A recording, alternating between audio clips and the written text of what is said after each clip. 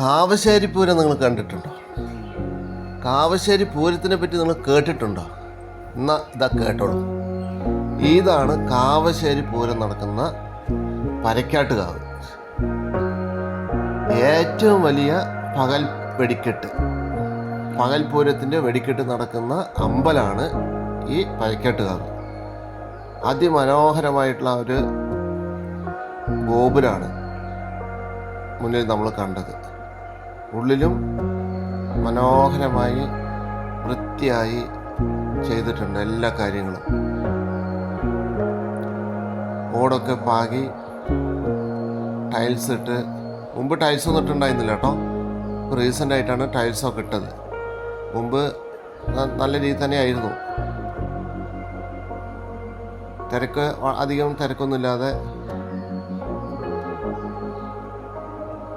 തിരക്കൊഴിഞ്ഞ് തൃപ്തിയായിട്ട് സംതൃപ്തിയോടെ നമുക്ക് തൊഴാൻ പറ്റിയ ഒരു സാഹചര്യമായിരുന്നു കേട്ടോ.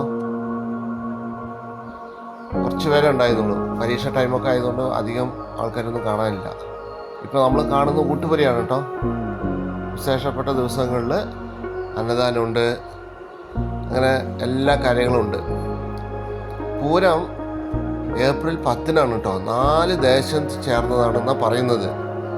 കഴനി ദേശം, കാവശ്ശേരി ദേശം, വാവുള്ളിയാപുരം ദേശം, പിന്നെ SNDP ദേശം എന്നും പറയുന്നുണ്ട്. അതെന്താണെന്ന് അറിയുന്നില്ല. ചിലരോട് ചോദിച്ചപ്പോൾ 3 ദേശം എന്നാണ് പറഞ്ഞത്. SNDP ദേശം ഇല്ല.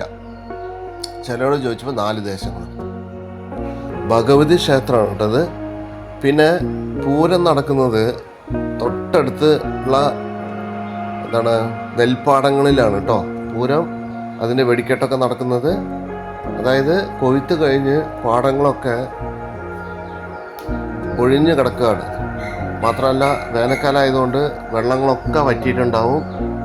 പാടത്തിൽ വെള്ളമൊന്നും ഉണ്ടാവില്ല. അതുകൊണ്ട് പാടത്താണ് എല്ലാ പ്രോഗ്രാമും.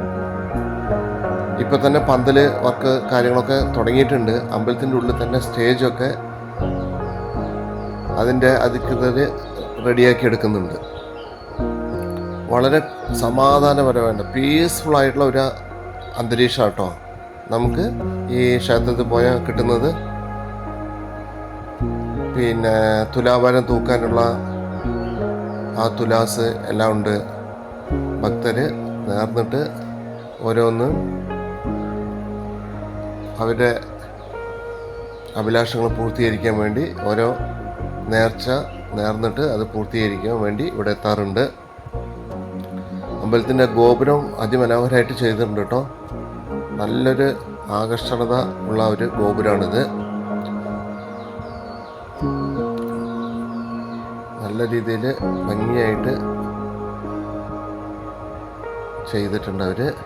പിന്നെ റോഡ് സൈഡിൽ നിന്നും കുറച്ച് ദൂരെ ഉള്ളിലായിട്ടാണ് ക്ഷേത്രം ഉള്ളത്. റോഡ് സൈഡിൽ നിന്ന് മെയിൻ റോഡിൽ തന്നെയാണ്.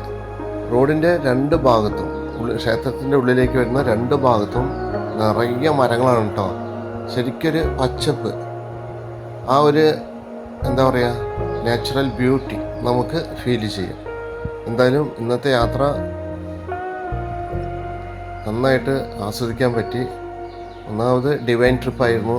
ക്ഷേത്രം സംബന്ധിച്ച് ക്ഷേത്രങ്ങളെ സംബന്ധിച്ചുള്ള കാര്യങ്ങളുള്ള ഒക്കെ ആയിരുന്നു.